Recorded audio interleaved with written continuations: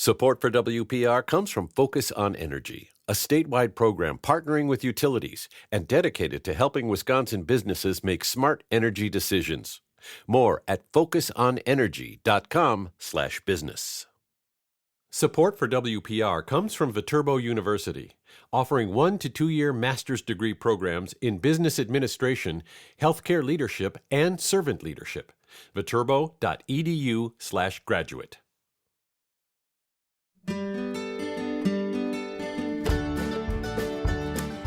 Great to have you with us on WPR News. Larry Mealer here. We're talking today about our state parks, forest, and recreation areas in Door County and southeast Wisconsin. This is the third in a series of conversations we're having on the 125th anniversary year of our Wisconsin State Park system. A couple of guests to start with. Jim Buchholz, a retired state park supervisor for the Wisconsin DNR. He's the author of this great book. It's titled Wisconsin State Parks, Forests, and Recreation Areas, A Ranger's Guide. Jim Buchholz, welcome back. Good to have you with us. Hello, Larry, and welcome and happy spring, almost. Almost, huh?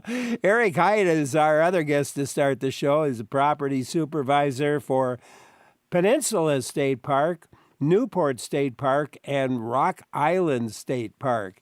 Eric, thank you for joining in. Yeah, hey Larry, thanks for having me on. I appreciate it. Well, it's great to have you here. And as you listen to our two experts talk, I hope you'll join in the conversation. Have you visited Peninsula or Newport State or Rock Island State Park? Love to hear your comments as we move along today. Give us a call. The number is 800-642-1234, or send an email to talk@wpr.org. Jim, I want to start with you with a few questions. And first, because I like your book so much, and listeners today may not have heard you describe it before, but it's titled Wisconsin State Parks, Forest, and Recreation Areas, A Ranger's Guide. Tell us what people are going to find in the book. Oh, okay. Well, it's quite a big book. It's about 400 pages, and I included 80 state parks, forest, and also recreation areas. That pretty much includes all of them except the very newest ones that aren't developed yet.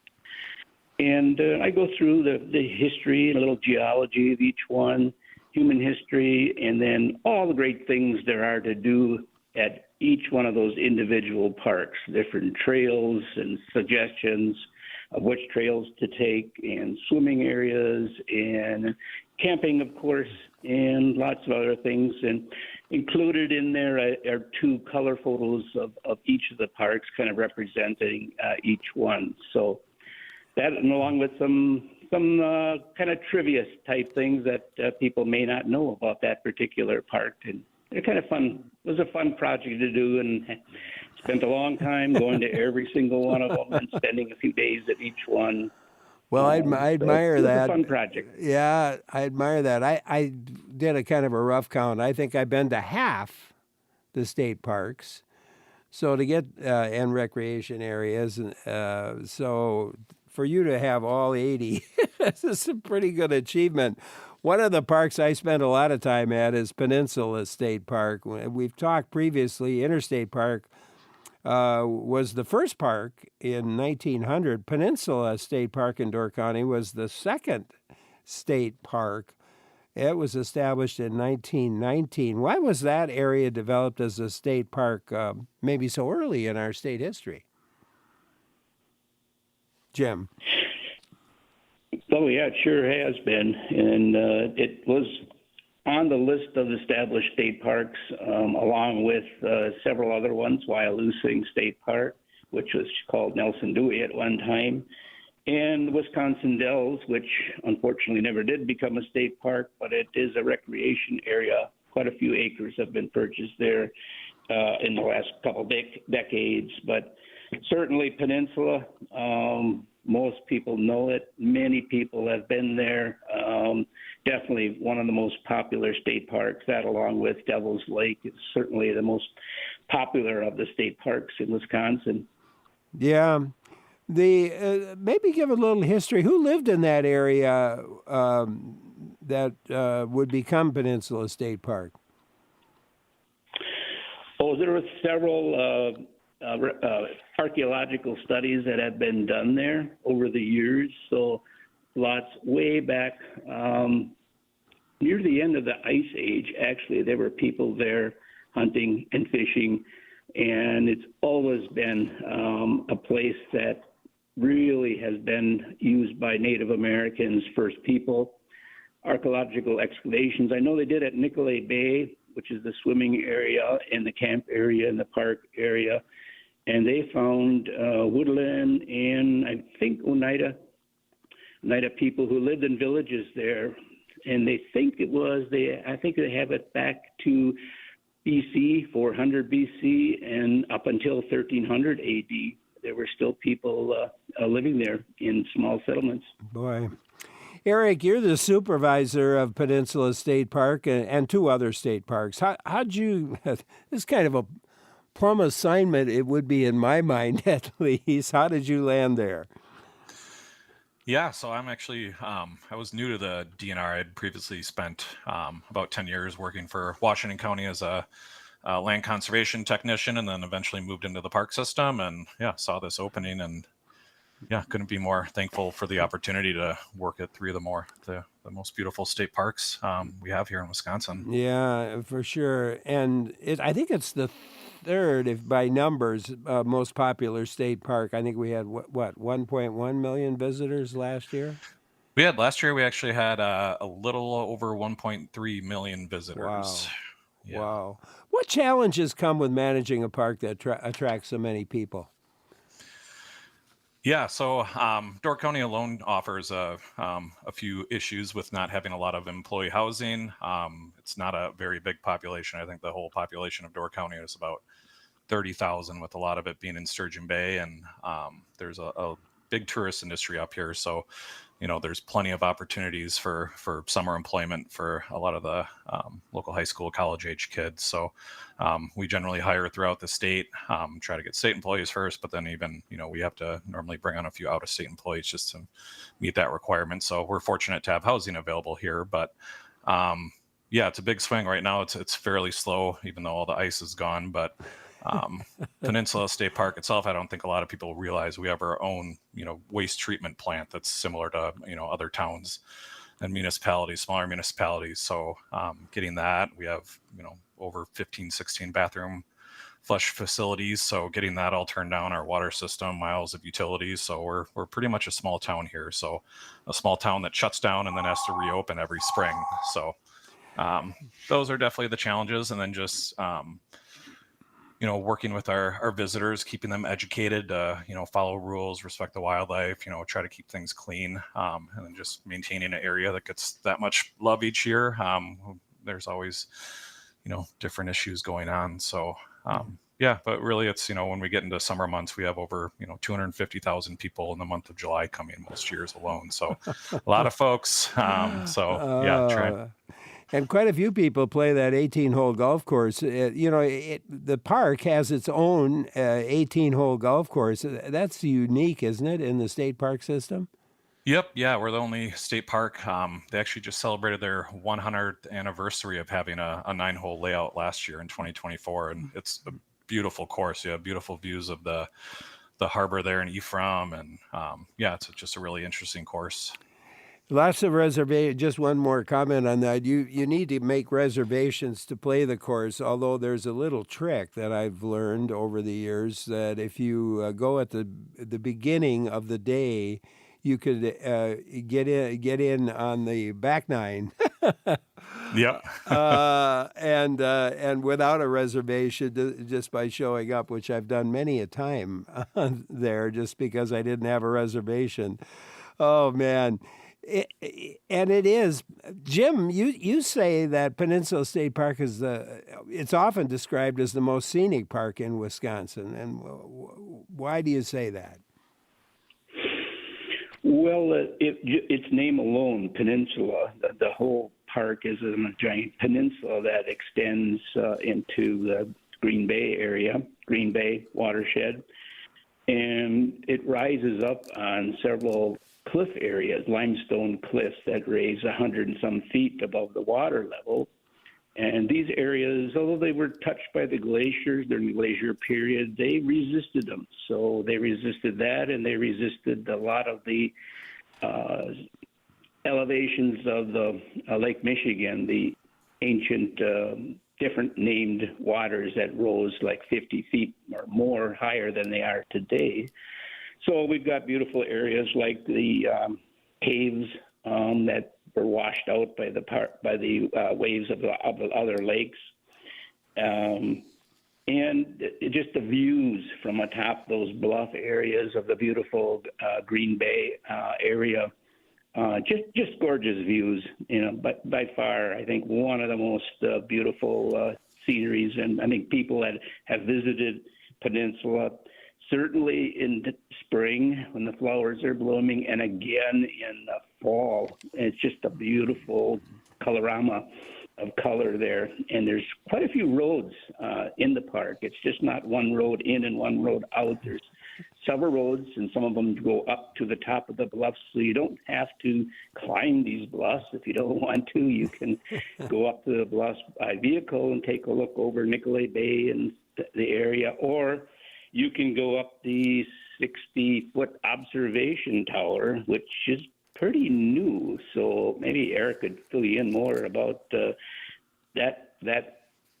observation tower, which has really become a go-see thing at Peninsula within the last couple of years. Yeah, Eric, can you talk about that? It is really, really cool.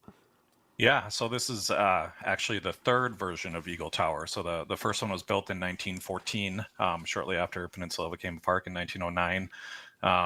Didn't really use the right lumber, so that didn't last. Only lasted until 1932, and they built another one, and that's the one that stood into the 2000s. And the most recent one that opened in 2021. So, like Jim said, it's about 60 feet high, but it sits on about a 190-foot bluff overlooking Green Bay.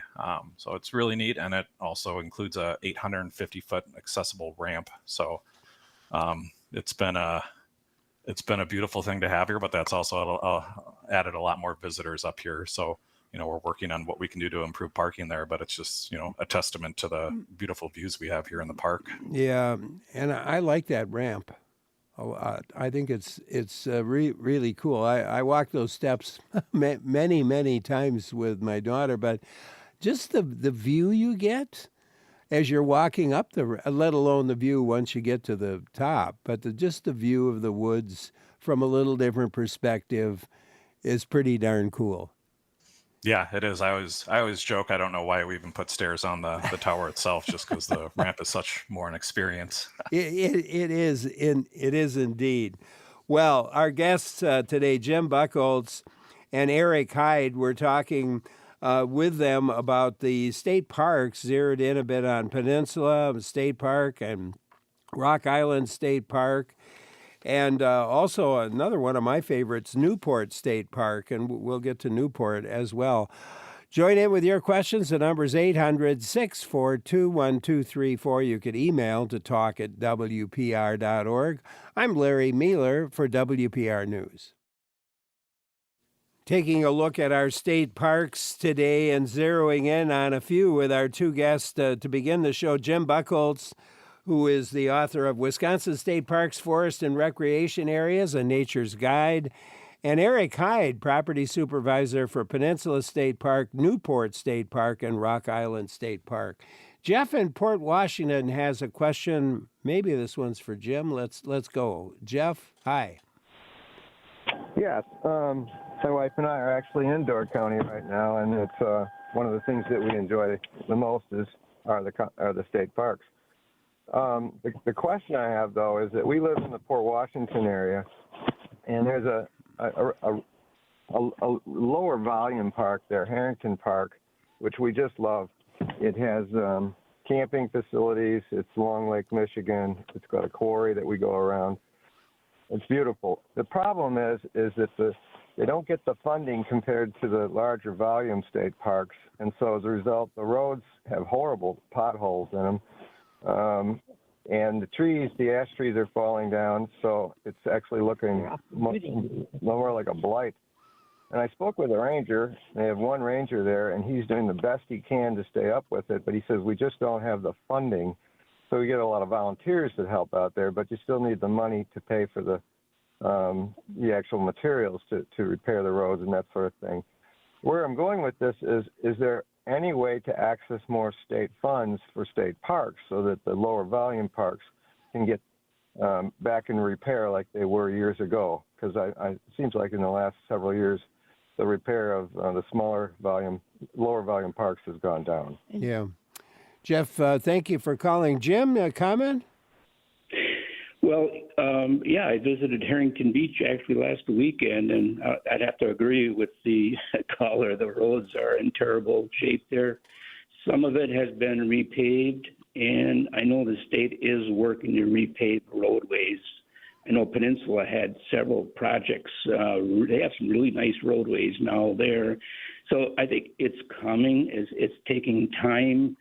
And as far as the trees, unfortunately, Harrington Beach, there's an awful lot of ash trees there.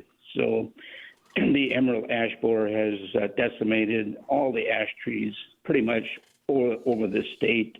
And they've spent some huge amounts of money removing quite a few of them. So, yeah, it does kind of look in areas that it's kind of like it got hit by a bomb in places. But it'll come back again. It's just going to take time. But Molly McKay, I know you have on later today, and she's the manager of Colarandry and Harrington Beach as well. So she might be able to address that. I was happy to see, though, that there was a washed out road along there, the park, and that was washed out for, several years. And I was surprised how long it took to get that replaced. But it is replaced, and it is drivable, at least for the you can actually drive most of the roads through the beach areas, but there's a shuttle system there that she can talk about later. But I was glad to see that part is done. And, I agree. Funding is definitely a problem. State parks can only spend what the state legislature allows them to spend. So they don't get to keep, just like Peninsula and Colarandry and Devil's Lake. They take in a lot of revenue because they're so heavily used, but that all gets pooled together in a statewide system. And the state legislatures are the ones who can decide how much of that is distributed to each state park. So I guess the only thing I can say is if you're not happy with things that are going at certain parks, get a hold of the legislatures and ask them why funding hasn't been increased in those areas. Yeah, good points. Jeff, thank you very much for calling. We'll try to bring that up later on in the show with Molly as well.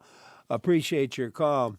Back to Peninsula for just a minute. I was thinking as we were talking, I think I've spent at least 3 months at Peninsula State Park at one point or another. I'm thinking about my daughter, Emily, who's 21 years old now. I think we started taking her there when she was 2. So and we spent a lot of time at Nicolay Bay Beach. Eric, do you want to talk about that? It's probably the most I think it is the most popular beach within the park. Yeah, so the Nicolay Beach is a beautiful area.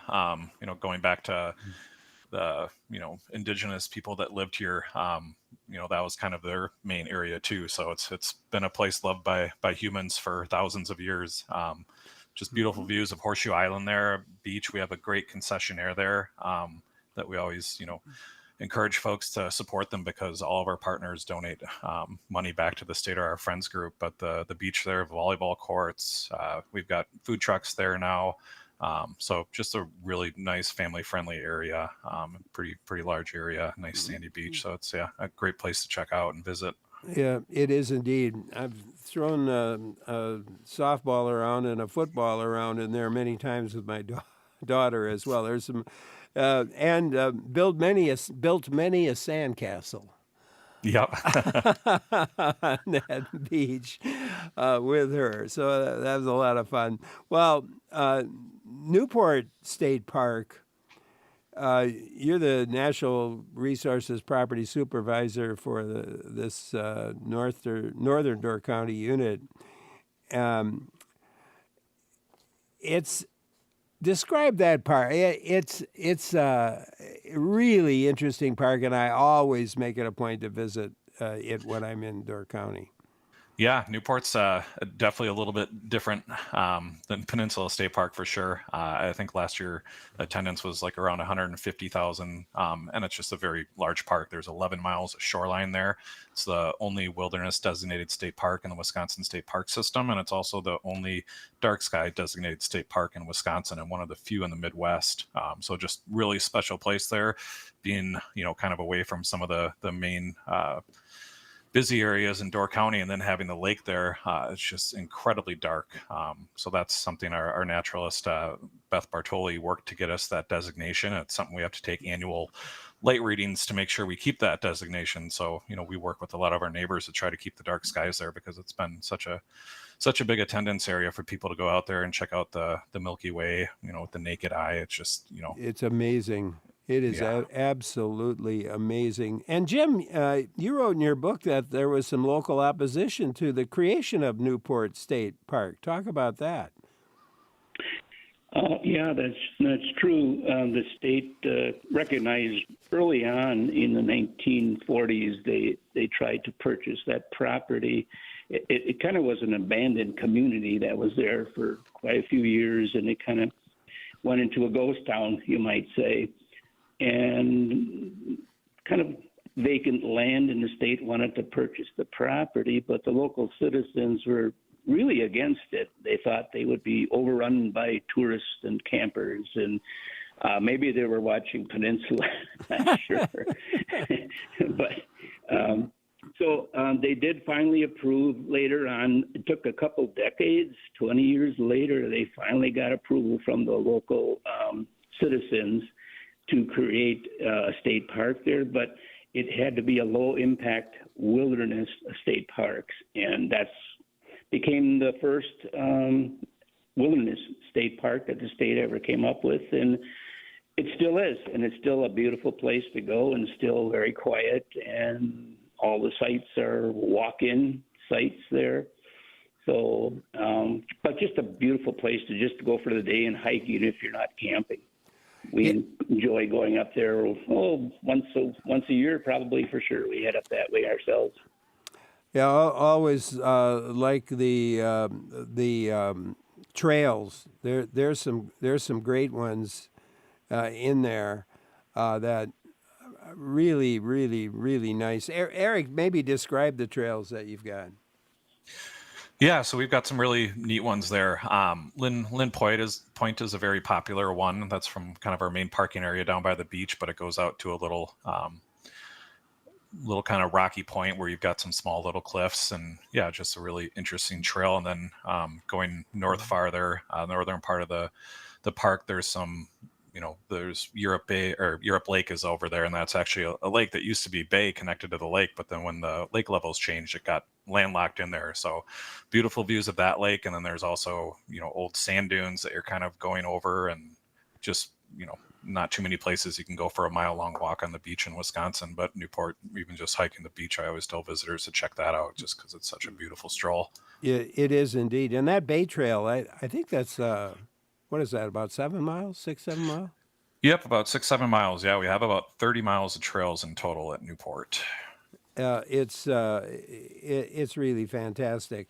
The other, and we'll probably skip back and forth here a little bit, but I wanted to get Rock Island State Park in as well. This is the northernmost state park that you supervise, and it's a little different way to get there.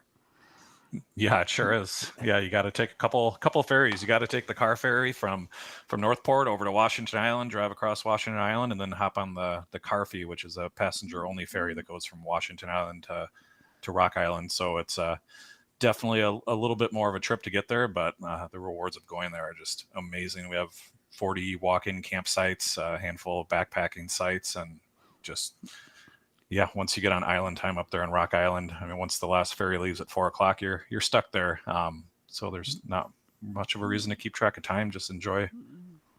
Just enjoy the time, and neither motor vehicles or even bicycles, I don't think, are allowed there. Correct. Yep.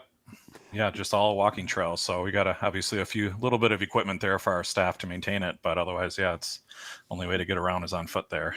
Yeah, it's pretty good. What kind of wildlife are you going to find at Rock Island State Park? So Rock Island, depends on the year and how much ice there is. Most years we actually don't have any raccoons, so you're just finding smaller mammals and squirrels, some foxes, occasional coyotes up there, deer, and then lots of birds, and normally lots of snakes too. Always surprises me how many big fox snakes and water snakes, but don't worry, there's no poisonous snakes up there. So, and no bears or skunks either, I don't think, on the island. Yeah, normally not skunks. I don't think there's been a bear out on Washington Island for a while. We did have one last year that came into Peninsula State Park, and fortunately it left the temptations of all the smells from the campers. But yeah, Rock Island's definitely a cool place to check out. I always call it a kind of a conglomerate of all the Door County state parks. You've got the beautiful bluffs and the lighthouse on the west side, and then the Cuesta, the east side of the escarpment. You've got really nice sandy beaches, these big historic buildings. It's actually, other than I think Aslan State Park, it's the only other state park that has a National Historic Landmark designation by the National Park Service on it, with its rich indigenous history there. So. Yeah, it's one of those parks that you need to make that kind of a destination. It's not one you're going to just run out there and then you stay an hour and you're done. It's going to it's going to take you a little bit of time to get there, a little bit of time to get back, and so if you're planning a day trip there and not planning to stay overnight, you need to kind of make that pretty much your day. Yep, yeah, and it's good to give yourself a cushion because, especially later in September, sometimes the winds get pretty strong in the Carfee. There's some days the lake is just so rough it doesn't run out there. So it's always good to prepare with a little extra food in case you got to spend an extra night. But yeah, I want to go back to Peninsula for just a minute because I had planned to talk a little bit about the trails because I've been on every single one, I think, many more, and several times. And Jim, in your book, you highlight the Eagle Trail, which can be hiked to Eagle Cave or the caves. And that's the trail. That's probably the hardest trail. Well, they have it designated, I believe, in their brochures as difficult. It's called the Eagle Bluff Trail. It's about 2 miles long. I guess the difficult part maybe is it kind of go down stepstones down the different ledges of limestone. But the trail is really pretty good. I mean, yeah. I've done it many times. I pretty much do it every year, and I'm 73, so if I can do it. But it's a couple challenging areas down below, but there's lots of springs down there. But, take your time. That's what I tell people. Take your time. Wear good footwear. Don't come with sandals or something. Take decent footwear.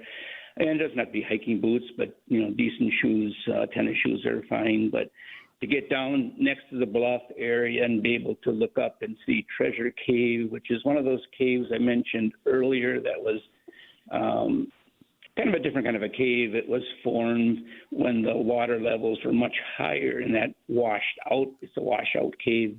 But it's interesting to see. You really can't climb up into it. It's pretty high up. But it's just fun to see. And once you get down below the bluff area, you go along the lake shore, parallel to the lake shore, and just beautiful views out on the lake right through a a cedar tree glade. And it's a nice hike back up again, but again, take your time and pretty much you can do it. Yeah, you can indeed. We had an email from a listener to ask who they should call to report record numbers of great blue herons nesting at Big Bay State Park on Madeline Island. Jim, do you have an answer to that? Yeah, I would, if they're interested, they can contact the wildlife manager in that area. I'm not sure who that is, but they can go online and find out where the closest DNR office is if they want to report that. And it's interesting. And they change from year to year. We have one nearby here, a great blue heron nesting area. And it's impressive. I mean, they make nests about the size of bald eagles. A lot of people think they're bald eagles because they're so big, but usually they're in clusters, sometimes 20, 30, 40 or more of them tall, high up in the tree, and it's pretty impressive to see. So they might be interested in knowing that. It might be a new one. Yeah, it could well be, and so it should be reported. Oh, man, lots to talk about. By the way, you can join in too. Question, comment, you can call us at 800-642-1234, 1-800-642-1234, or you could email us to talk@wpr.org. That's talk@wpr.org. Eric, somebody was asking about the lighthouse, the Eagle Bluff Lighthouse. At Peninsula. What are the tours of the lighthouse like? Yeah, so a few years ago, the Door County Historical Society, we actually have an agreement with them. They're the ones that operate it and give tours. But yeah, basically all summer long, you can come out and do it's self-guided tours. This year will be a little bit different just because they have some projects going on. They've done an excellent job fundraising. Last year, I believe they've spent around $300,000 doing restoration projects to the outside. This year, they're going to be doing some restoration to the inside. They're also building replicas of the barn and the summer kitchen that used to be there. So that'll be kind of part of the tour. So really exciting. But yeah, it's a beautiful view. The lighthouse was built in 1868. Thanks to our partners and volunteers, they were able to restore that and give public access to it. So they have it set off in a stage of a family that was there for 30 years. They had 7 boys that lived in there, so you kind of get to see how it was decorated then and how 7 boys shared one room. That must have been quite a trip. And just the lighthouses themselves, Jim. There's more than one lighthouse that you can visit in Door County. Oh, yeah, there are. All the way from those that are in urban areas all the way to more remote ones. But I've done the lighthouse tour actually twice at Peninsula, and they do an excellent job. And if I recall right, I think they let you go right up to the lens area. Is that still true, Eric? Not quite. You can go up the spiral staircase and you can take a peek at the lens, but that's actually the original Fresnel lens there. So that's a pretty expensive, delicate glass. So you don't get to go to the top. But if you head up to Rock Island to the Potawatomi Lighthouse, which is the oldest lighthouse in Wisconsin, that you can go all the way up to the top because they have a replica of the lens. So that's a really cool experience seeing it from the top. Wow. Okay, that might be the one I'm thinking of.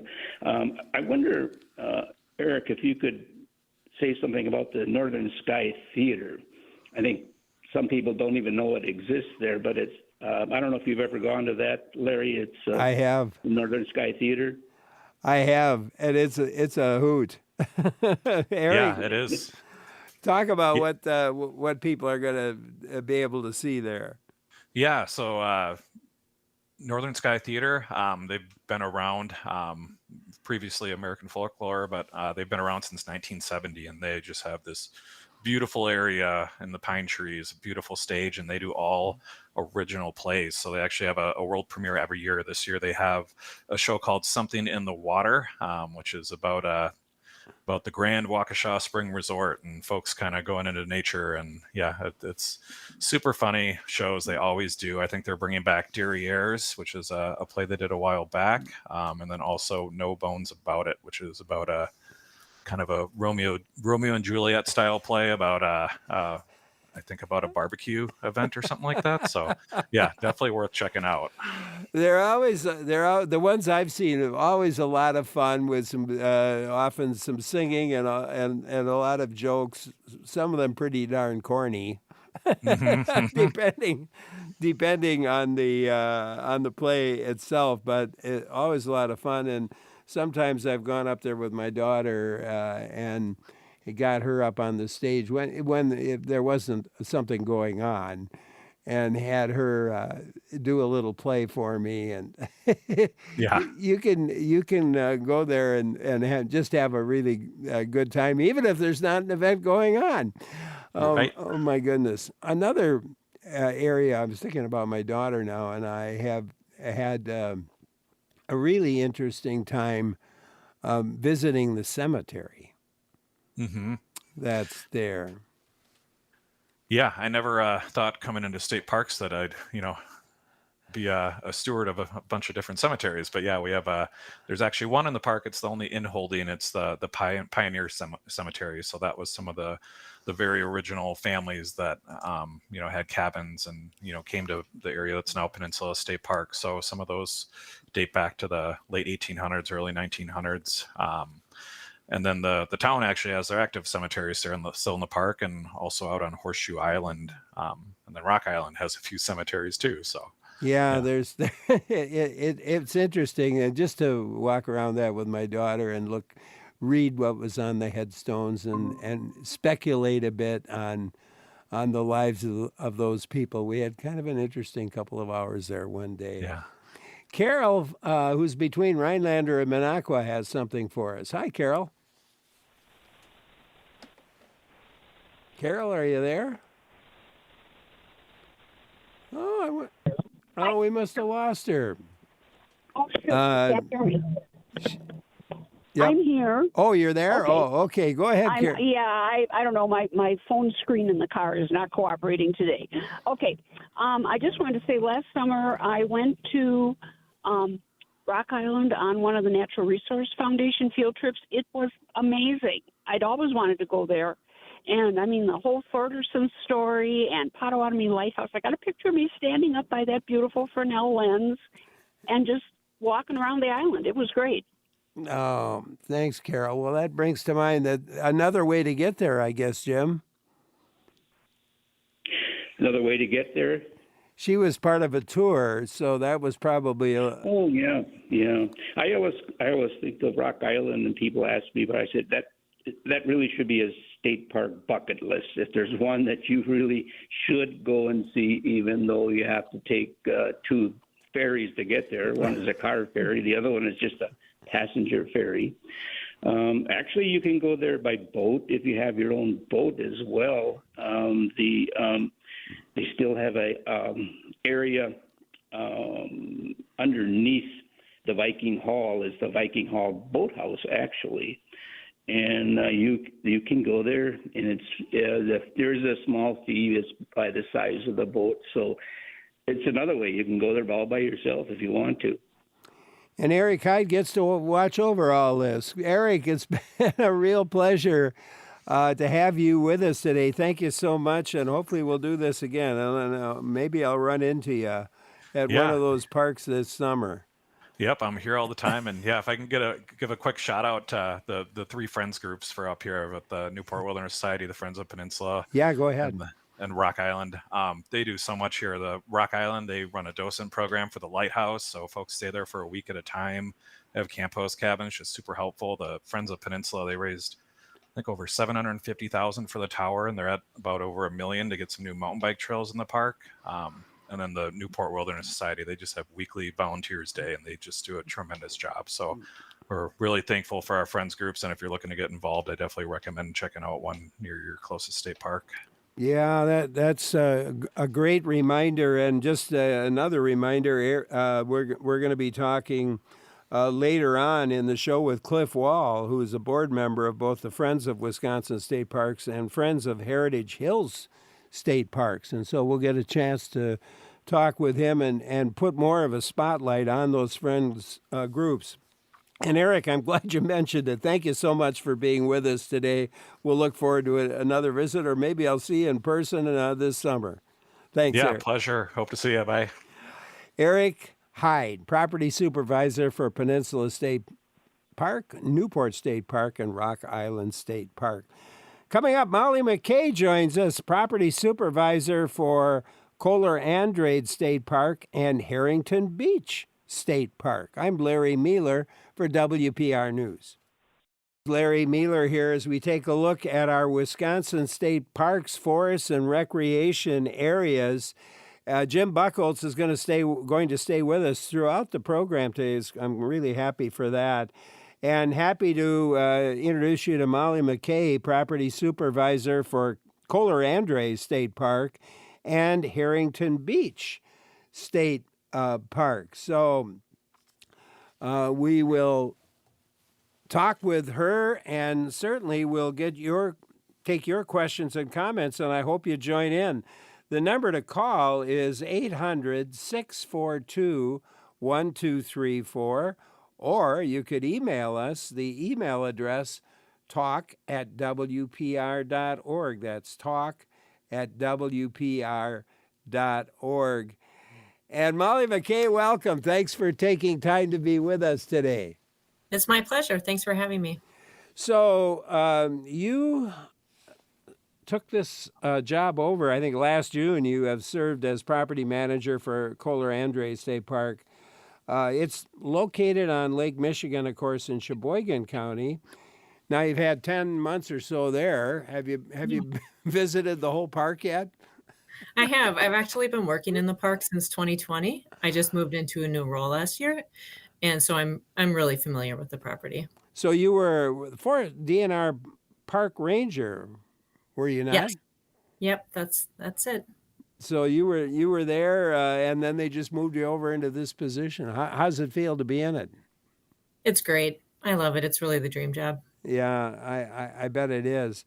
Well, I think it's probably, and I love the park too. It's probably best known for its beachfront and sand dunes. I wonder how much do the wind and the waves alter the landscape there? Oh, it's amazing how much the lake affects the landscape. And excuse me, I can go out one day and then come back a few days later and things change so quickly. The lake is a really powerful thing. So it moves the landscape around a little bit. Yeah, it moves the sand. And so we had really high waves, high lake levels in 2019 and 2020. They were extremely high. And since then, all of the dunes that had been washed away are starting to rebuild. And so you get to actually go out and see how much growth has happened, after just a few months. And particularly in the winter, because in the winter months, the wind is coming more from the south. And so it moves a lot of that sand across the dunes and does a lot of building. Yeah, it's really cool. Jim, talk about who the park was named after. Well, it was named after actually two people, named after Terry Andre. He was an industrialist business owner from Milwaukee, and he had a home along the beach there. That's how it all got started. When he passed away in 1927, his wife, Elsbeth Andre, donated his property to the state to become a state park. At that time, it was 120 acres, and of course the park has since grown to, I think, 2,000 acres now. But that was the start of it. And later on in the 1960s, the Kohler Company donated land as well on the northern part of what is now Kohler Andrade State Park, and that was dedicated to John Michael Kohler, who was the founder of the Kohler Company, which I think pretty much everybody knows what they produce. And that's how it got its name. So for short, it's a long name, John Michael Kohler Terry Andre State Park. They're all, so it's just kind of been changed over the years to just be called Kohler Andrade State Park. Yeah, interesting background there. Molly, the trails, there's some cool trails. Describe the trails located within the park. Sure. So we have some pretty diverse trails. The one that we're most well known for is the Dunes Cordwalk. And that's a trail that goes right through the center of the Kohler Dunes State Natural Area. And it's a plank trail to help protect the dunes because walking on the sand itself is pretty tricky. It's about 2 miles one way. And it has little offshoots that bring you down to the lake so you can make a loop that's as long as you really want it to be. People come from all over the place to see it and to take photos of it. We also have some trails that are through the woods. We have the Woodland Dunes Trail, and then we have a little piece of property that's not accessed from the main park entrance called the Black River Trails. And we also have the Ancient Shores Trail, which goes through a prairie, and that goes along the edge of an ancient lake where the lake used to be. Yeah, pretty cool. And I think my favorite though is the boardwalk. It's a real experience to slowly walk that boardwalk for sure. And we're not in winter, and we're not likely to have any snow anymore, but you do offer some snowshoes and cross-country skier opportunities, do you not? We do. When we have snow, which the last few years has been lacking, but when we do have snow, we've got about a 2-mile cross-country ski trail that we groom. And then we have I think it's about 1.5 miles long snowshoe trail as well. And there's an interurban bike trail that kind of, explain that, how that trail serves the state park. So the route of the interurban bike trail goes through the state park. It's not a separate trail. It's a bike lane on our roads, but you can access the interurban trail by heading through the park. So we get quite a bit of bike traffic heading that way. And let's talk campsites for a minute as well. How in demand are the campsites there? Oh my gosh. We get calls all the time of people saying, I think there's something wrong with your reservation service because it looks like every single weekend is booked all summer. And I have to say, I'm really sorry to tell you that that's actually true. They are all full. Every weekend, all summer is 100%. And even most of the weekdays, if we have a few campsites available on a weekday, it's kind of a rare thing. Yeah, that's an amazing thing. And was it always that way? It's always been very popular. It's one of the most popular parks in the state. But since COVID and the uptick in camping, it has really, really taken off. Yeah, that's just great. There was a land swap proposal in 2023, I think, with the Kohler Company. What's the status of that? Is there anything going on there? I don't believe so, but I don't really have much information on that. It's kind of one of those things that it's at a higher level than I'm at. Okay. Well, we'll leave it at that. We have some questions about Harrington Beach State Park as well. And there's some other things we need to talk about relating to Harrington Beach, and we'll certainly get to that. We're talking today with Molly McKay, the property supervisor for Kohler Andre State Park and also Harrington Beach State Park. And if you have some questions about those parks or about other state parks as well, Jim Buchholz is with us. He can kind of cover a lot. I hope you'll join in. The number to call is 1-800-642-1234, or you could email us. The email address is talk@wpr.org. That's talk@wpr.org. Love to hear from you. We are going to take a quick look at the news. We'll find out what else is in store for us here on the Ideas Network, and then we'll be back with Molly McKay and Jim Buchholz. I'm Larry Mueller for WPR News.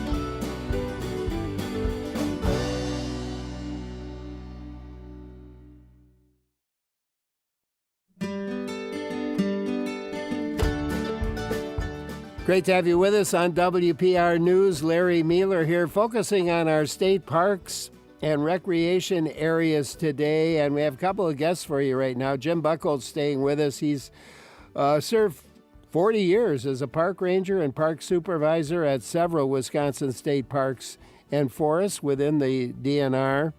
And he is the author of the book, Wisconsin State Parks, Forest, and Recreation Areas, A Ranger's Guide. With us as well, Molly McKay, property supervisor for Kohler Andre State Park and Harrington Beach State Park. Questions for them, I hope you'll join in. The number to call, 800-642-1234, or email to talk@wpr.org. And let's take a call. CJ from Sheboygan, thank you for calling. What's on your mind? Hey, question here for Molly. I apologize. I'm driving. It's a little right now. But my siblings and I went to the Kohler Andre State Park last year. We saw a sign that said, active dunes, stay on the trail. And, jokingly, we thought, maybe it's like, the sci-fi dune book. There's worms around there. But on a more serious topic, what constitutes as an active to non-active dune? Surely with the changes in the lakefronts there, can an active or non-active one change? Yeah, well, dunes change over time, and so the oldest dunes are probably those ones that you would consider non-active. Those dunes are most often forested or have a lot of vegetation on them. It might be forested, or it might be some of the shrubs, like the juniper shrubs that you find in the dunes. But the older the dunes are, they're usually further away from the lakeshore, and they have a lot more vegetation on them, and they're not as prone to changing. They still will change if you are walking around in an area that's not forested, it's not quite as old, and you have a lot of footprints on it, and you maybe start a trail. It's going to disturb the little tiny layer of soil on the top and expose the sand, and then it starts to blow out really quickly, which is why we're always trying to preserve those areas and try to keep people out of the dunes. Yeah, so a non-active dune is just one that has matured? Yeah, it's not really changing at the same rate that those newer dunes are changing at. CJ, there you go. Thank you so much for calling. Hans in Door County. We'll go to you now. Hi, Hans. Hi, Larry. Thank you so much for the great show.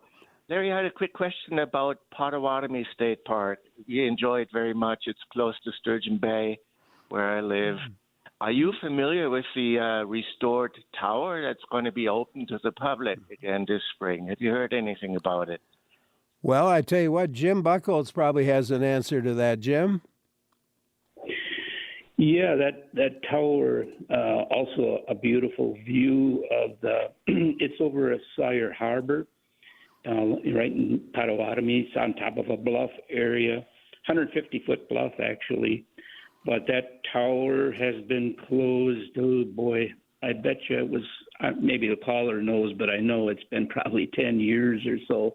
It was found not safe by today's standards. And did I hear the caller right that it has been restored now and is open? Because it wasn't the last time I went there, it was still closed yet. I think Hans was saying that he was wondering if it was open, so he wasn't sure either. Is that right, Hans? As far as I know, it has not been reopened. But that was one of the highlights of Potawatomi, so I sure hope that they will be. I'm sure they're actively working on getting that restored so they can open it up again. The problem was it was built actually through local citizens, built that way back in 1931. So due to the age, it's a wooden structure, and there are efforts underway to replace it, and hopefully that will be done eventually. It's just going to take time and a lot of funding to do it. So, hopefully it'll be done within a few years. Hans, thank you very much for calling. Appreciate your call. Molly, I want to go back to the Friends groups for just a minute because you do have an active Friends of Kohler Andre State Park. And this winter, the group had a series of cabin fever events. What were those like, and what activities did they hold? So, cabin fever is kind of a special thing that we started doing last year because in the past, the Nature Center was closed from October and the end of October until May. And we just thought we might as well utilize the space. So, one Saturday a month, we have what we're calling Cabin Fever. And we have a series of programs. Usually there's kind of a theme for each program. And there's usually two things that go on each day. So 1 week it was about mammals, and we looked at mammal furs and tracks and scat. And then we had someone come and give a program about tracking animals in the winter. We actually had Jim come and talk about his book for one of our programs. We've had a lot of variety, I guess. Lately, we've been talking more about the upcoming spring. So we're talking about planting, and we're talking about birding and building bluebird boxes. And the Nature Center itself is staffed in part by volunteer hosts. Yeah, it's actually entirely staffed by volunteer hosts. The staff at the park, it just takes care of maintenance and upkeep for the building, but we have volunteers that hold all of our shifts. And so we actually have Nature Center hosts all summer long, and we're open every single day from May through October. And so we have people lined up to work there all summer long. And we're actually looking for Nature Center hosts. So if you know anybody who's got an interest in natural resources and talking to people and wants to come and stay at the park, particularly in July, Nature Center hosts actually get a place to camp. They get a campsite for the time that they're staying there, and they're committed to 5 days a week of working a few hours a day in the Nature Center. And it's a pretty fun activity, I think, because you get to talk to people from all over the world that are coming to visit the park. Yeah, that's a great perk. It is, yeah. I like it. And I just got a note that the Green Bay Press Gazette reported that the tower at Potawatomi State Park will reopen this spring after being closed for over 7 years due to significant decay. So it's going to be reopened this spring. So coming soon to the park. It's great to hear that. The value of those contributions of those volunteers, though, must be significant from your point of view. Oh, it's so significant. I recently looked at how many hours our volunteers put in last year, and they essentially triple our staff time just by volunteer time because we have so many volunteers working for us. It's amazing. We couldn't do it without them. I wanted to turn our attention as well to Harrington Beach State Park. That's just south of Kohler Andre. It's another state park on Lake Michigan that you oversee. Can you describe the park? Sure. So Harrington Beach State Park is got a little over a mile of Lake Michigan shoreline. And so in some ways it's similar to Kohler Andre because we've got some really beautiful beach, but it is different. We don't have the big dune complexes, and we have more cedar and ash swamp. But it's got 70 campsites. We have miles of trail. We've got something that's really unique is we actually have an observatory, and the Northern Cross Science Foundation takes care of that, and they have special astronomy events going on all throughout the summer. That's pretty good, pretty cool. And Jim, the history of that park is pretty cool too. And there's no motor vehicle traffic. Directly through the park, is there? No, it's a pretty unique situation. It was named actually after C.L. Harrington, who was the first superintendent of state parks and forests. He was superintendent from 1923 until 1950. But a big part of the park, of course, is the lake and the mile of beautiful beachfront, which is huge. I was there last weekend, and it's amazing how large it is now. The beach areas is really wide and beautiful, and there were a lot of people there just last weekend. But some people don't know, just inland, a short area is a quarry area, and that was 26-acre quarry that was used for removing limestone back in the day, and beginning way back in the 1800s way into the 1900s. And when it was abandoned, it filled up with water. So now it's a beautiful inland lake. It's crystal clear water, 45 feet deep. And there's a beautiful trail that goes around it. It's called Quarry Lake Trail. So if you're enjoying the beach and you want a little break, go inland. It's an interesting trail. It's got interpretive signs along the way. And one of the things I find interesting along that trail is the exposed limestone. And if you look carefully, there's fossils embedded in that limestone, and there's also scrape marks that were left by the glacial ice that moved through that area over 12,000 years ago. And you can see the exact direction that the glacier moved, which is normally northeast in our area. So interesting trail, and it's a fun trail. Really a lot of birds and a lot of forests and beautiful views of the Quarry Lake. A caller who couldn't stay with us, but said, let's see, what did that caller say here? I'm just trying to get to the point where I can read it. There was a shuttle service at Harrington Beach from the campsites to the beach, and that stopped operating during COVID. Is that back up and being used or not? It's not currently. It's something that they actually sold the shuttle several years ago, and there's a lot of talks about how we can get some sort of access to the beach going again, because one of our bigger parking lots is a little bit of a walk, and so that shuttle service really helped reduce the pressure on the parking down by the lake. So the main issue is always trying to find a way to pay for a new shuttle service to get set up and then operating it. Yeah. Scott and Mequon had called, couldn't stay with us, said it was the legislature that cut the state tax funding for the parks. The only revenue the individual parks receive is what they can kind of bring in on their own. Is that true in your case, Molly? Yeah, all of our state parks are self-funded. We are just funded by the revenues that we bring into the system. So yeah, we're reliant on our visitation, and that's what pays for all of our operating costs.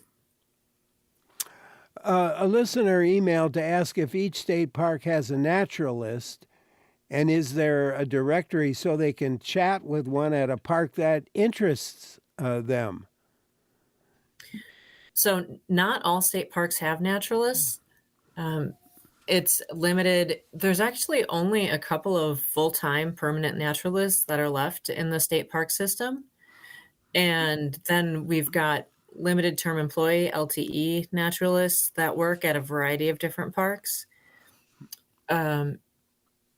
So it's kind of spotty. I know at Kohler we have a naturalist, but a lot of parks don't have one. Okay.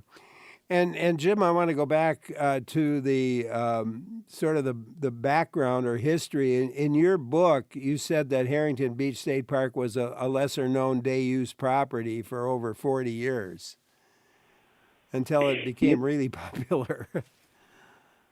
Right. It kind of got discovered, you might say. It was just a day-use park, and even though it was so close to the Milwaukee area, it's in Ozaukee County, so just north of Milwaukee a little ways. I think what really changed that was when we decided to put a campground there. And that was, I can't remember the exact date that happened, but in the 90s, I believe it was, or early 2000s. and that made a big difference. All of a sudden, we had a campground, a large campground, and it got to be known well after that. And, people discovered things like the Quarry Trail and the big beach that's there. And wow, it surely has changed from a little-known park to one of the more popular state parks, and so accessible because it's so close to the big metropolitan areas of the state. Yeah, it's pretty cool. And the River Edge Nature Center is nearby. What do visitors find there? River Edge, yeah, that's a beautiful place. It's along the Milwaukee River, and I believe it's about 200 some acres, and they have a nature center there and some beautiful trails. They do a lot with school groups and youngsters, and on site they actually have an area where the state is raising lake sturgeon to be reintroduced into Lake Michigan.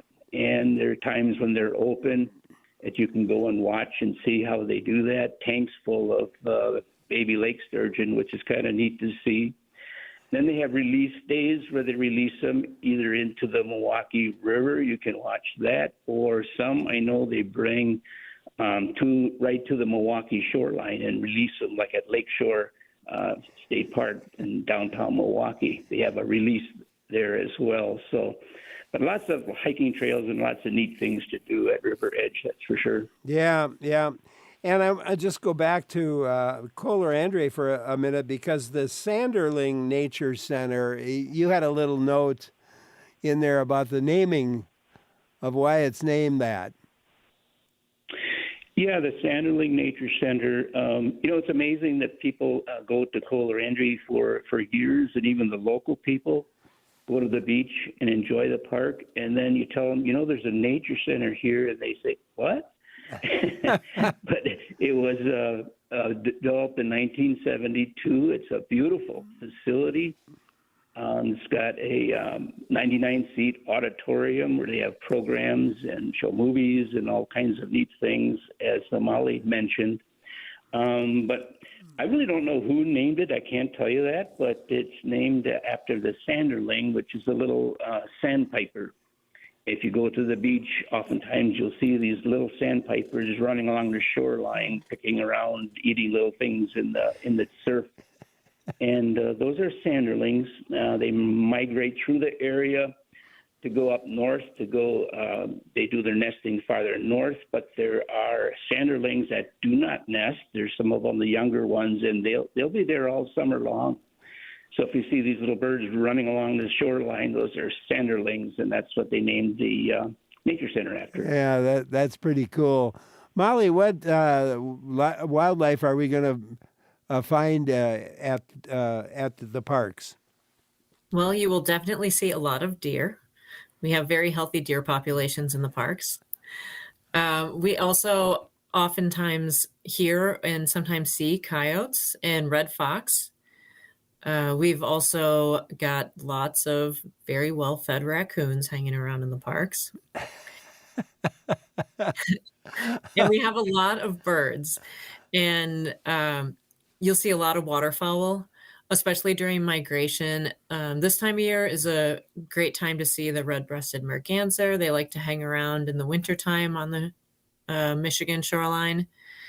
I know at Harrington, we have a grassland that has some of those grassland bird species. So we've got bobolinks, upland sandpipers, meadowlarks, some of those, open grassland species that you don't always get to see everywhere else. And we hear on the show sometimes when we're doing a birding show, somebody will call and say, I never hear a bobolink, or I never hear a couple of the birds you just mentioned, which I've got to remember to bring this up, that if they want to hear those meadowlarks again, one good place to go would be there, I guess. Yeah, and the Bobolink Trail actually is a great place. It's a prairie trail at Harrington, and it's something that's being managed by wildlife. So it we are really working on maintaining the quality for habitat. That's wonderful. Well, Beth emailed to say they love Wisconsin State Park. Since retiring in 2019, Beth said they have joined a group of friends on a quest to camp in each state park, and they're having a great time pursuing that goal. Beth wanted to specifically rave about the bike trail from Point Beach State Park to Two Rivers and on to Manitowoc. What a beautiful and fun ride with woodlands and some rolling hills and glades and interesting cultivated and decorated mulch beds in the more urban areas. Always lots to see. I mean, for you, Molly? What's the joy of working in a park, at the two parks that you work at? For me, I would say my biggest joy is just being able to see the lake every day. I love Lake Michigan, and it's just such an amazing thing to be working in such close proximity to it and seeing all of its moods and the way it changes things and affects everything. Yeah, the moods reminded me of a piece that, Jim, that you had. Sometimes the mood isn't good, and sometimes problems occur. And there was the steamship Niagara years ago that was lost. I think 60 people lost their lives. Yeah, that was right off Sheboygan, and actually there's a good interpretive display actually at Harrington Beach about that, and the actual anchor from that steamship was there. But unfortunately, it caught fire, and quite a few lives were lost. It's one of the more tragic. These were immigrants from Holland, primarily heading south to the Ozaki area, which is immigrants from the mostly Holland area. But tragic tale, and there's been books written about it even. But lots of loss of life on that one. But that's, when you look at the shipwrecks along Lake Michigan, there's literally hundreds and up to thousands of shipwrecks. There's actually a part of a wooden ship at Kohler-André State Park. Part of it's outside. You can look at it. Inside, there's a whole display about that particular ship. So if you're interested in marine history, there's some history right at Kohler-André that you can, both Harrington and Kohler-André are good for that. Well, I tell you what, it's been a real pleasure talking with you today, Molly. I appreciate your time very much. You had some nice words to say about the volunteers, and coming up, we're going to be talking, about the statewide effort when it comes to volunteers. I appreciate your time and hope we can do this again. Thanks, Molly. Yeah, thanks. It's been my pleasure. Molly McKay is the property supervisor for Kohler-André State Park and Harrington Beach State Park. Next up, we'll talk about those volunteer friends groups with Cliff Wall. I'm Larry Mealer for WPR News.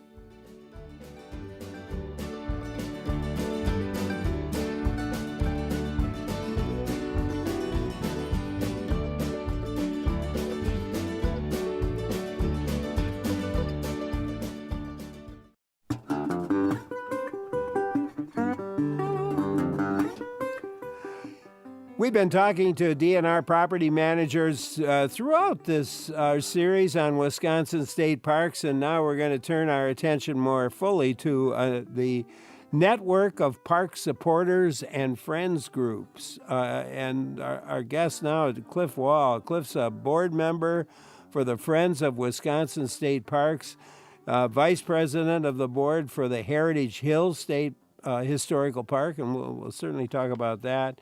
And sticking with us, Jim Buchholz, retired state park supervisor and the author of Wisconsin State Parks, Forest and Recreation Areas, A Ranger's Guide.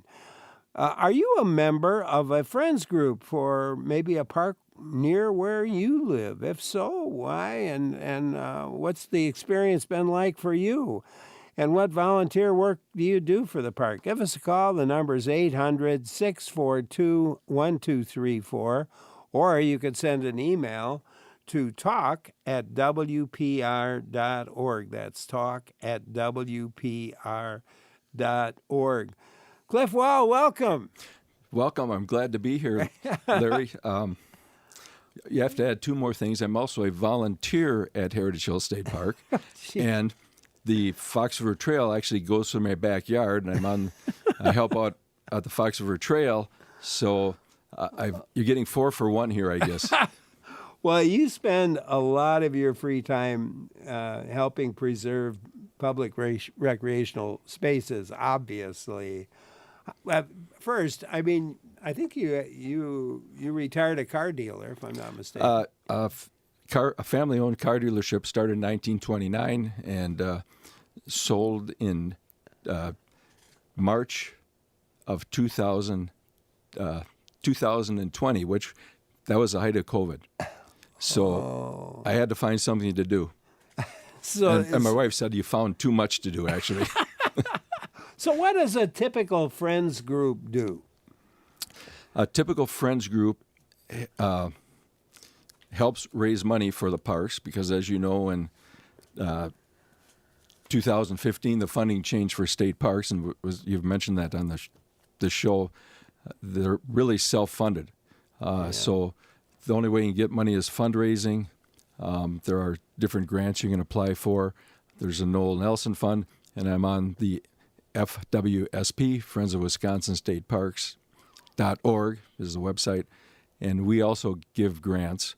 And, of course, this year, I guess I'm not answering your question here. Let me answer your question. That's all right. Yeah. What else we do? Well, let me give you an example. I guess at Heritage Hill State Park, we have an informal group that meets Tuesdays and Thursdays, 9 to roughly 11:30. We're doing the grounds, so we're cutting out buckthorn, invasives, chipping the debris. Yeah. Helping out wherever if there's one of those so-called fires, we help put that out. And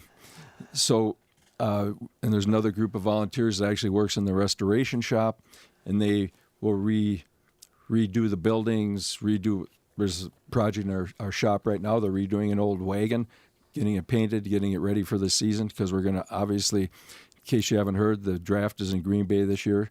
So we're opening the park early in anticipation of that. So we do all the odd jobs that need to be done around the park that just we don't have the staff to do. Yeah.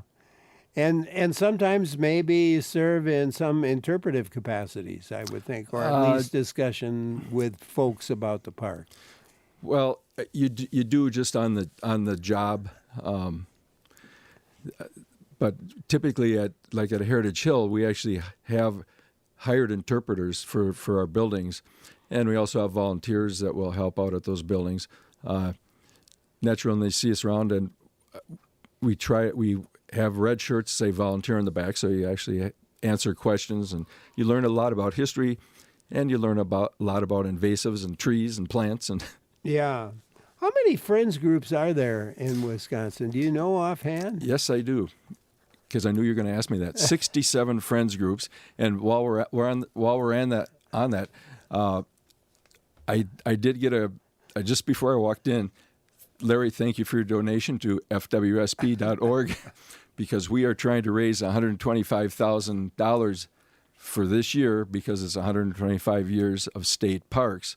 And so fortunately, I did bring a calendar from FWSP that I can give to you right now in studio. All right, he's handing it over right now. There we go. On the back are all the friends groups. And, of course, what we do at FWSP, we supply grants for friends groups. So we're like an umbrella group, I guess you'd say, so that friends groups can come to us for information. It's education, enhancement. This year we've taken on fundraising. Someone talked about, we just talked about the Naturalist program. So you can apply for a grant with us for the Naturalist program, and it's a matching grant. So we'll fund naturalists for the parks. And again, it's matching 50-50. So Yeah. We try to provide, if you want, picnic tables, track wheelchairs, fire rings, some of those items that we'll supply a grant, and the Friends group will, individual Friends groups will supply the match. So. Jim Buckles, in your mind, how important are these Friends groups? Well, it's hard to calculate. As Molly said, we really couldn't run the state parks without them. As we mentioned before, some of those volunteers, and not all, but most, I would say, of our volunteers are Friends members, either with their local organization or the state one, or both. And, we talked about them helping in the park and the nature centers, but there's also groups that do maintenance as well, as Cliff mentioned. For example, at Kohler-Andrea, there's a group that meets once a week, and that's all they do is work on maintenance projects, redo picnic tables, go out in the park and work on things that need to be done there. There's also volunteers that help out in the office as well. There's clerical type people that help out in the offices when we're a little overrun, with visitors. They help out in there as well. So, and quite a few in the areas, most of the parks can't afford to have a full-time naturalist, so they depend heavily on Friends members to come out and help and give guided nature hikes and keep the nature center open, and a lot of them even give programs. And quite a few of them now have joined and get training as master naturalists. That's a program, a statewide program that was started quite a few years ago, but it's been really a great program. I'm one of the instructors with that, but it's a statewide program, and they get certified as a master naturalist, and then they can give programs and do lots of other things in the park as well as volunteers.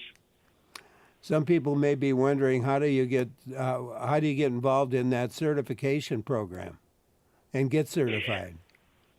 Oh, sure.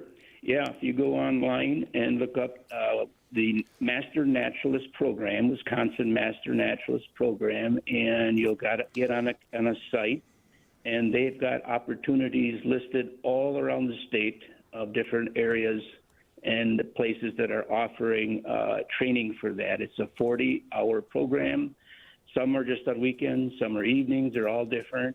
They're actually having one at Kohler-Andrea State Park again this year. We don't do one every year, but there's one there in this area, and most every area in Wisconsin is going to have a program for you to go to. And then you can decide what kind of things you want to do. Some people might want to do, just things like maintaining a lake, oxygen levels, field type positions. Others like to do maintenance. Others like to work on state trails. And quite a few decide they would like to do interpretive work in parks. And it's fun. It's a great program, and it's just growing in leaps and bounds. So I think if you go on that website, you'll find something that would interest you for sure. Yeah, and it's wimasternaturalist.org. I think we've got that up on our page if somebody wants to look into that program, because it sounds like a really useful program. Cliff, you were going to comment? I'm always ready to comment, Larry. I should say, you were talking about Heritage Hill State Park. Now it's Heritage Hill State Historical Park. Yeah. Unfortunately, your park sticker does not let you get into that park. You have to pay an admission because we have paid interpreters at the buildings.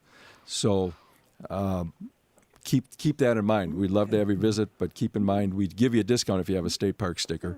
But keep that in mind. So we have different events going on, of course, to raise money. We've got I'm supposed to mention this. We're having a bourbons something coming up March 28th. Tickets are still available. Well, yeah. And I told people I'm going to ask for the money and ask for volunteers. Please. We can always use bodies and dollars. Cliff Wall, our guest board member for the Friends of Wisconsin State Parks, vice president of the board for the Heritage Hills State Historical Park, and a whole lot more. One of our guests, Jim Buckholz, retired state park supervisor and the author of Wisconsin State Parks, A Ranger's Guide. Great to have both of them with us. And if you have a question, I hope you'll join in. The number to call, 800-642-1234. Or you could email us. The email address, talk@wpr.org. I'm Larry Mueller for WPR News. Talking today, we've been talking about state parks through the whole show, but we're zeroing in a bit now on the friends the friends groups that serve state parks as volunteer liaisons, I guess you could say. And one of them, Cliff Wall, a board member for Friends of Wisconsin State Parks, Jim Buckholz, been with us for many a show now. It's been really fun having him with us, retired state park supervisor, in his book, A Ranger's Guide, Wisconsin State Parks, Forest, and Recreation Areas. And again, you can join us at 800-642-1234, or you could email to talk@wpr.org. And you got the name of that event, that fundraiser event, and tell us a bit about it. Okay, the event coming up at Heritage Hill State Park is Barrels and Boards, a bourbon tasting event, March 28th, 7 to 9. Here's the description: a bespoke tasting of unique bourbons, including pairings from a charcuterie table. Ready to sign up? I think it's $100 and $90 if you remember the park. The other thing we're talking about, we also have interpreters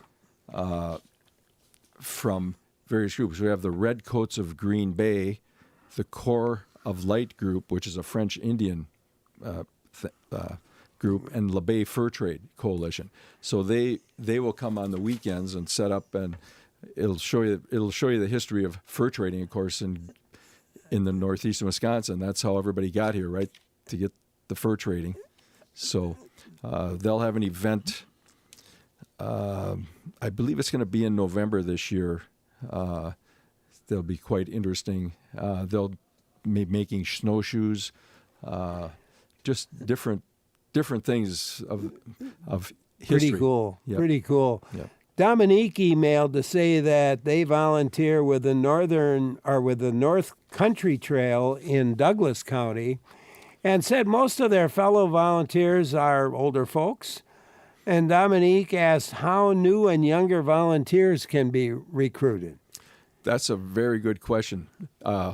Hopefully I'm a great salesperson right now, so please, we take all ages. All you need is a good pair of boots, a good pair of gloves, probably bring some hearing protection, maybe a loppers, and I guess the most important thing is bring some water with you, because you want to keep hydrated. Other than that, we'll find something for you to do. Let's talk a little bit more about Heritage Hills State Historical Park. What are we going to find in that park? I think a lot of people it's a way different kind of park than most of the state parks we have. That is correct, yeah. So we have there's 50 acres. We have 27 historic buildings. It opened in May of 1977, Larry, and there was a move to move all the historical buildings kind of around northeastern Wisconsin to the one location. So we've got a replica of the original courthouse on its original site in Wisconsin, which is really historical. Pretty cool. And that was historical because that was Chief Oshkosh was tried in a court of law, and he was found not guilty of killing another member of another tribe. And I don't want to get too much into that because then you got to come and visit us and find out the rest of the story. And then we move up from the fur trading areas, the 1700s, up to the 1800s, late 1800s, early 1900s. We've got the blacksmith shop, a print shop, a fire station and the Moravian Church, so you can have weddings there. Then we go into the Fort Howard area, because we were on the site of Fort Smith. It was a short-lived fort that they moved. That someone moved there because they were too low. They felt it was too low at the mouth of the Fox River. And then we've got the actual Fort Howard, which was the original fort. Now it's not in its original location, but it gives you an idea. And we've got interpreters there. And then our latest edition, we've got a Belgian farmhouse. In our latest edition that just opened up in May, it's a migrant worker house from actually the Bond Pickle Factory in Oconto. And that's an interesting story because of the migrant workers in the upper Midwest. And it's very cool. And these buildings, they're old buildings, but they look kind of brand new. I mean, they've really been kept up or restored, let's put it that way. We try to restore it as best we can. Some are historic, so you have to really follow strict guidelines to keep them historic. And, of course, as you know, buildings require painting and maintenance. So that's, if you're a volunteer, you can help out there. And, of course, you can do that at any state park. I'm going to keep coming back to we need volunteers, and we certainly need dollars. And if anything, that's the message I want to get across to your listeners, Larry. Yeah. It's come through in each one of the shows that we've done on state parks. And Jim, maybe you could talk a bit more about the partnership that came between the state and Brown County Historical Society that resulted in the creation of Heritage Hill State Park. Yeah, that's an interesting story. I'm sure Cliff knows it well, but actually the land that facility is on was purchased by the state of Wisconsin, the state park system, so it's leased by the group now. But the site was once owned by the Green Bay Reformatory, which is was anyway the kids' museum nearby. But they built a 6-lane highway right through the middle of it in 1970s. So that's Highway 172. So it isolated that piece of land. So that's where that came from. And the Brown County Historical Society at that time was looking for an area that they could bring these different buildings to. A lot of them were doomed, really. They wanted to get rid of them or tear them down. And luckily they saved so many of these buildings and moved them to that site, which is a beautiful site. I've been there numerous times. And it's on a hill area, kind of you right above the Fox River, actually. And Cliff, I know he mentioned about the Fox River State Recreational Trail, another great trail for biking or hiking. I've biked that many times. It's a paved trail, goes right along the Fox River, and it goes all the way down. Well, it's 25 miles in length, but it goes all the way to downtown Green Bay. And it's just a beautiful place to bike or hike. So if you're in that area, certainly bring a bike along and try out, or just walk along the Fox River State Recreational Trail. And I know you wanted to add a little there, Cliff. Okay, of course, Larry. It does go through my backyard, splits my backyard. I'm on the Fox River, about 5 houses down from Heritage Hill, so it goes through a Heritage Hill property, and it goes north and south from, like as you say, from Poirier Street in Green Bay, and it goes actually all the way down to let's see. I think now it actually goes. It goes through Greenleaf, and then it goes further. It actually goes into the next county, into Calumet County. So it's expanding, and of course, this is a rail bank trail. So this trail is on an old rail bed. And if they need it back, I could have high-speed rail going through my backyard someday. Well, that probably isn't going to happen anytime soon. But in the meantime, it's a paved trail. It's paved. In fact, you were asking about fundraising. We are finishing up to be repaved because it opened up in in 2001. My wife and I are involved in 1988 starting the trail with a group of people to get it rail banked and develop it. So now it's time to have it repaved. So we're in a fundraising effort right now. So I sound like I'm asking for money for a lot of different organizations here. So please donate. Stella in Sturgeon Bay has something. Hi, Stella. Hi. I just was wondering. I know that there's another heritage type park that is down in the Milwaukee area.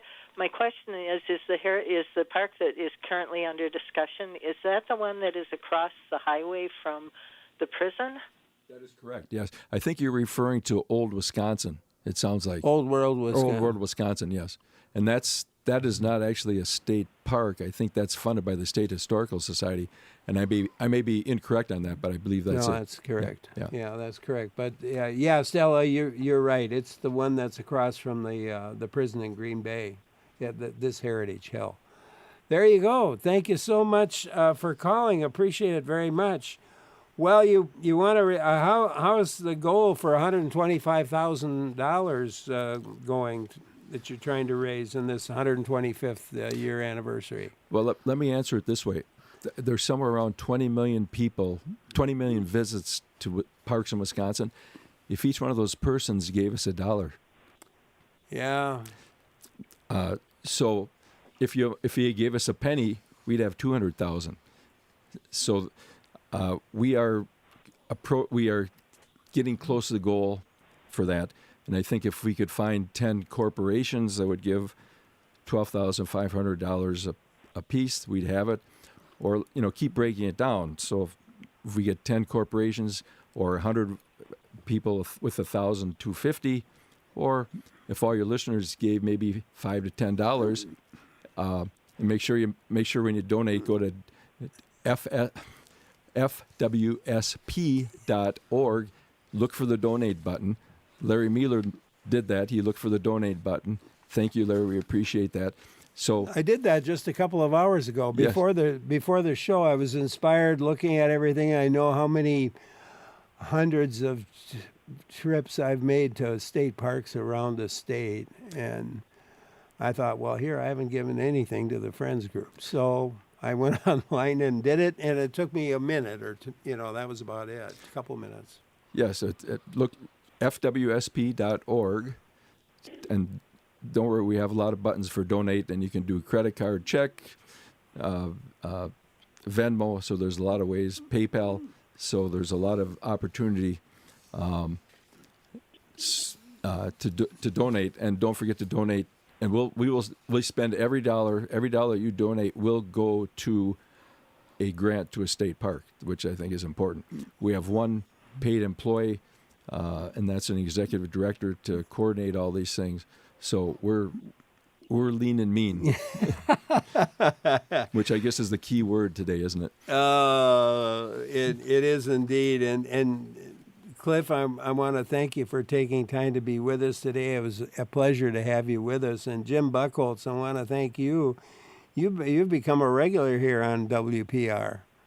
It's a pleasure. I enjoy doing that, and it's fun to talk to the different managers and people like Cliff who do so much to volunteer their time for Friends groups around the state. I can't say enough about that. Well, thank you, Jim Buchholz, and Cliff Wall. Thank you so much for being with us today to talk about Friends. I really appreciate it. Thank you, Larry. Thanks for having me on. And thank you for listening. Always a big group of people that put our program together. Our Jeff Robbins and Lee Rayburns, our technical directors. Our producers, Clara Neipert and Joel Patnaud. And, of course, our executive producer is Jill Nadeau. I'm Larry Mealer. Thank you so much for listening. Stay with us. Lots more in store here on WPR News.